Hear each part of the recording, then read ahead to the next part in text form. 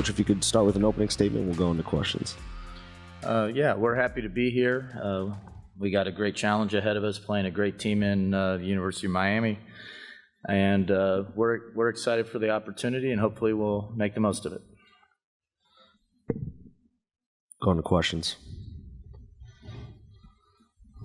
Karl, the other three teams here, their conference tournaments they all ended between 11 and 14 days ago. You guys typically go right until the day before Selection Monday. Have you found that's an advantage as far as just keeping your teams in some sort of rhythm as you get into this time of year?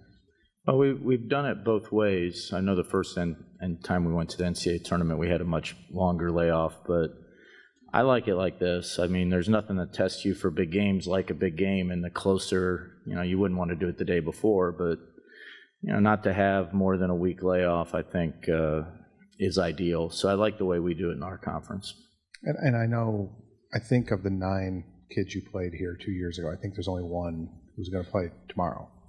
So is the way that game ended, is it still a rallying cry for this team at all? Are they familiar with how you guys felt the last time you walked out of this building, or is it ancient history and just doesn't need to be talked about much? Well, there weren't many of the players that were really involved in that. So we have a couple people that are familiar with the ending and coming up just short and being really disappointed. But for most of our team, or for a lot of our team, this is their first time in the NCAA tournament for a lot of our transfer players. And so they're just excited to be a part of it, and hopefully that they'll be prepared and have a great showing. But I don't think anything that happened 2 years ago is going to have any impact tomorrow.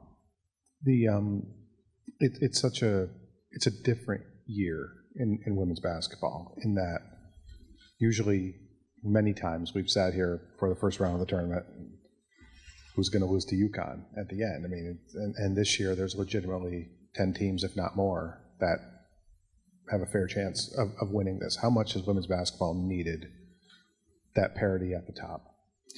Well, I definitely think it's helpful. I mean, I'm a big fan of UConn. They've been outstanding. They've set the bar at the highest level. But it makes for more drama when there's more teams that are, have a realistic chance of winning the whole thing. And this year, there's so many teams that have beat the best teams in the country. And you look at Miami, they have an excellent team. They also beat 2 number 1 seeds, right? So they're capable of making a deep run. And as you said, this year that it's more wide open than it's been. I can't remember the last time it's been this wide open and where you wouldn't have a really heavy favorite going into the tournament. So I think it's good for women's basketball. I think this will be a great tournament. The last 2 years, the Final Fours have been remarkable, how well they were played and how exciting the games were. So I'm hoping that women's basketball just keeps building and more fans appreciate the quality of the product, and I'm expecting another great tournament this year. The last one for me is this: was a atypical year for you too, in that so many new faces and so many new roles, so many new faces.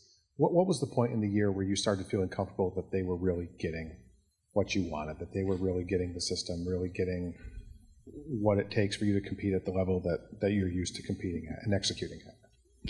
Well, it was probably, after Christmas. I saw us start to improve on the defensive end where we were struggling early in the year. And then by the time we got to January, we looked like we were playing FGCU basketball at that time. So it took a semester to get everybody kind of understand their roles and how they can be productive within the system and what we're looking for and what we're not. So I think we've played pretty well, since January. I've got one for you, Coach. 11-3 away from Fort Myers this year, including 8-0 in the ASUN. How much, when you start to go about designing a schedule, challenging yourself on the road at various places, how much of that mentality is designed to set you up to be successful beginning tomorrow when you might not be in Fort Myers?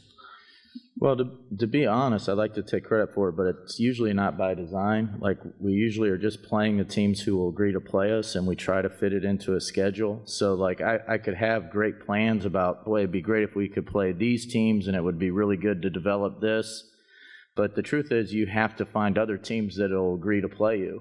And typically, in our non-conference schedule, the teams that will agree to play us are often very good, either really good mid-majors who also can't find a game, or, you know, a BCS program that feels like, hey, this will be a great RPI game for us, and we still feel like we can win. And so that's kind of how the schedule comes together. I do think the fact that just about every year we go play in a major tournament, you know, this year we went out to Hawaii and had to play Stanford out there. I do think that gets our kids accustomed to playing the big BCS teams so that we're not surprised once we get on the floor against Miami. Last one for me, coaches. Eagles this year have done a terrific job of starting fast and getting off to start. By the time they're entering the fourth quarter, you're usually in a good position. How much has that been a point of emphasis of starting fast, and how much do you think that might play a role over the next couple of days? Well, you know, last time we were here, we started really slow. You know, we didn't shoot the ball well in the first half. I just think getting off to a good start helps everybody's confidence and helps everybody ease into the game a lot better than if it looks like you're struggling early. Now, you can always keep fighting and get back in the game, but the sooner everybody starts to get adjusted to the speed and gets accustomed to, you know, the physicality of the game, and they're able to be successful, I think the better off you are. Great. Thank you very much for joining us, Coach Smesko. All right. Thank you, guys. If you could direct your question to an individual. It's for Destiny. Hi, I'm Tim Reynolds with the AP. How are you? I'm good. How are you? I'm great, thank you. I don't think it was a real big surprise when the brackets came out, or got leaked, technically in this case, that you guys were going to come here. But were you guys, after you cut the nets and all that fun stuff on Sunday, were you really expecting that this was where you were going to be, or did you not spend a whole lot of time thinking about it? We weren't really thinking about it at that point, because we were just worried about winning the game and enjoying each other's company. But after that, we pretty much knew where we were going to go. What's the last 4 days been like as you get ready for this, and a couple of really talented bigs and all that good stuff? What's the prep been like? It's just been making sure that we were locked in and focused. We have a really big emphasis on not letting it into the post. So as long as we focus on what we're supposed to do, I think we'll be fine.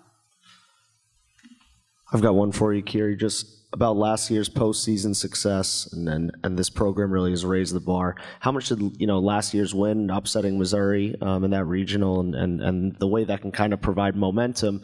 This team knows what it takes to win in the postseason. How much can you kind of build off that going into tomorrow night? It just gives us a lot of confidence and belief that anything is possible, and no matter the seed, no matter what team it is, just because of the name, anybody is beatable in March. Nasrin, there are only 2 players on the team who average double digits, but 7 players on the team average more than 6 points per game. Can you maybe discuss a little bit just the balance of the team and how important you think that is for this team to be successful?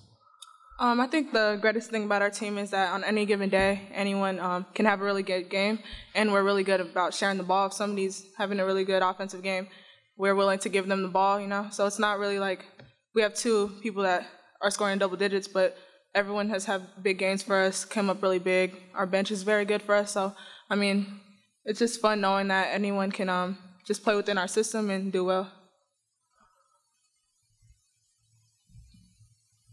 I don't know who to direct this to, so I'm going to say whoever wants to take it. I'm sorry, Cam, but no problem. Smesko's system is what it is. It's very unusual, obviously. What is it like feeling like at this point in the year that you finally might have it close to mastered? How much better off is this team when, after a few months of hearing what you're doing wrong, and then it starts to click? What is that system like? Nasrin? I don't think we really have it mastered yet, but we try our best to play. Just take the shots that we know are really efficient and are good for our team.